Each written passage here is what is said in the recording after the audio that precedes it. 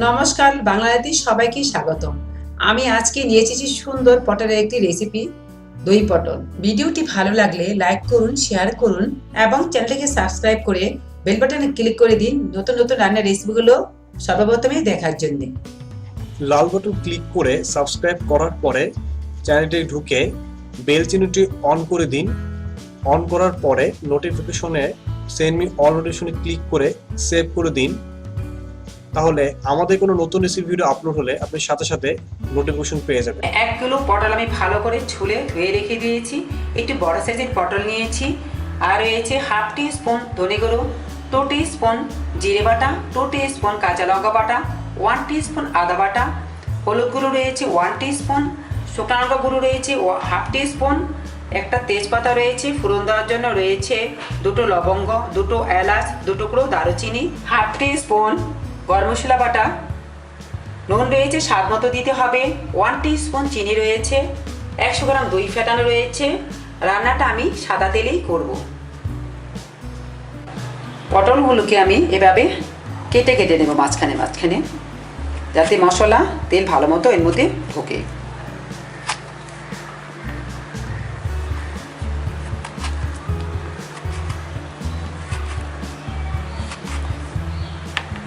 দেখুন পটলগুলো আমার কাটা হয়ে গেছে।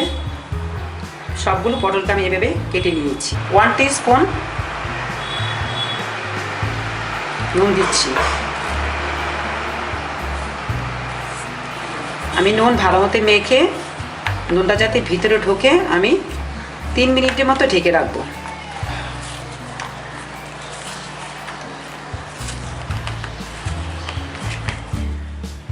পটলটা মাখা হয়ে গেছে, 3 মিনিটের মতো আমি রেখে দেবো যাতে নুন ভালো মতো ঢোকে। ওভেনটা অন করে নিচ্ছি। আমি 10 টেবিল স্পুন তেল নিয়েছি। তেলটা গরম হয়ে গেলে আমি পটলটা ভেজে নেব। তেল গরম হয়ে গেছে, এর মধ্যে আমি এক এক করে পটলগুলো ভেজে নেব।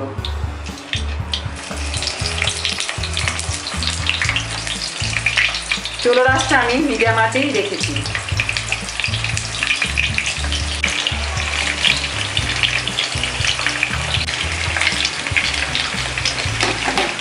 ঢেকে ঢেকে ভাজবো, তাড়াতাড়ি হয়ে যাবে আমার ভাজাটা।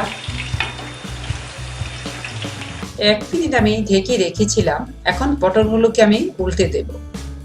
ঢেকে রাখলে পটলগুলো ভাজা এবং ভালোভাবে সেদ্ধ হয়ে যায়। আমি এক এক করে উল্টে দিচ্ছি।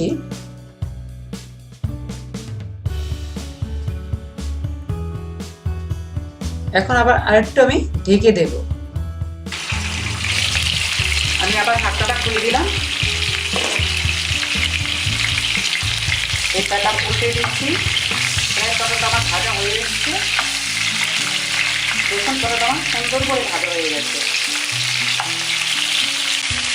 পটলটা আমার ভাজা হয়ে গেছে, আমি দুবার দেখে দিয়েছিলাম, হয়ে গেছে। এখন পটলটাকে আমি একটি পাত্রে নামিয়ে ফেলবো। লাল লাল করেই ভাজা হয়েছে।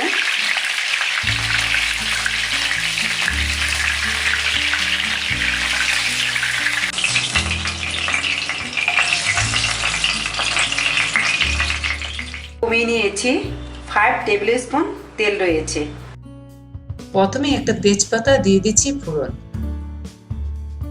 2টো দারচিনি, 2টো এলাচ, 2টো লবঙ্গ। হালকা একটু ভেজে নেব।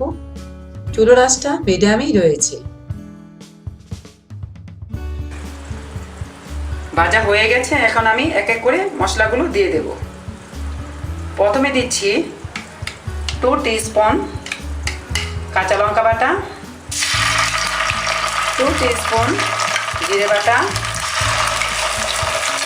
1 টিস্পুন আদা বাটা, হাফ টিস্পুন ধনে গুঁড়ো, হাফ টিস্পুন শুকনো লঙ্কা গুঁড়ো, ইত্যাদি কালারটা যেন ভালো আসে,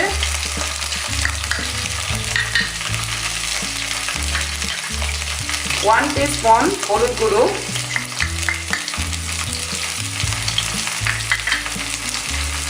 1 টিস্পুন আমি চিনি দিয়ে দিচ্ছি। চিনিটা দিলে কালারটা ভালো আসে, খেতে খুব ভালো লাগে।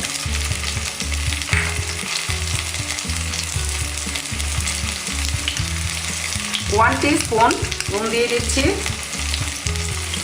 আমি এখন ভেজে নেব।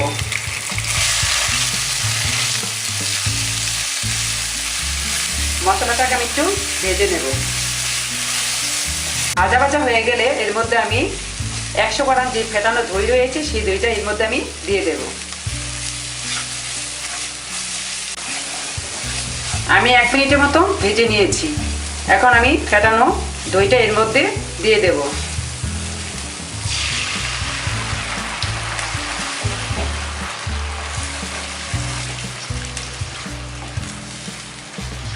দইটাকে মিশিয়ে দিয়ে আমি 1 থেকে 2 মিনিটের মতো ভেজে নেব মশলাটাকে। 2 মিনিট আমার সময় লেগেছে। ভাজা যে পটলটা সেটা আমি এর মধ্যে দিয়ে দিচ্ছি। একটু নাড়িয়ে আমি মশলাটাকে এর মধ্যে মিশিয়ে দেব। একটু ভাজা ভাজা করে। দই পটল খেতে খুবই ভালো লাগে। এটা নিরামিষ আইটেম। ইচ্ছে করলে আপনি ভোগেও দিতে পারেন, খেতে পারেন পোলাওর সাথে, ভুনা খিচুড়ির সাথে, রুটির সাথে অথবা পরোটার সাথে। খেতে খুবই ভালো লাগে। আমার এই রান্নার রেসিপিটি বাড়িতে অবশ্যই ট্রাই করে দেখবেন। দেখুন ভাজা ভাজা হয়ে গেছে। এখন আমি সেদ্ধ হওয়ার জন্য 2 কাপ পরিমাণ জল দিয়ে দেব। একটু নাড়িয়ে ভালো করে মিশিয়ে দেব। একটু ফুটে এলে এর মধ্যে আমি গরম মশলাটা দিয়ে দেব। গরম মশলাটা এর মধ্যে দিয়ে দেব। একটু নেড়ে আমি ঢেকে দেব।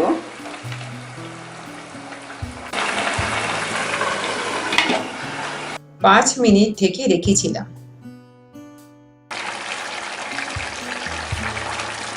খুব সুন্দর একটা গন্ধ বেরোচ্ছে।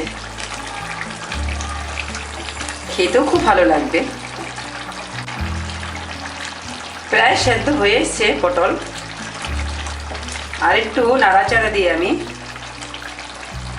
2 মিনিটের মতো আমি একটু নিবু আছে দমে রাখবো। ঢেকে দিচ্ছি আমি। 2 মিনিট আমি ঢেকে রেখেছিলাম। হয়ে গেছে আমাদের দই পটল। এখন আমি সুন্দর করে পরিবেশন করব।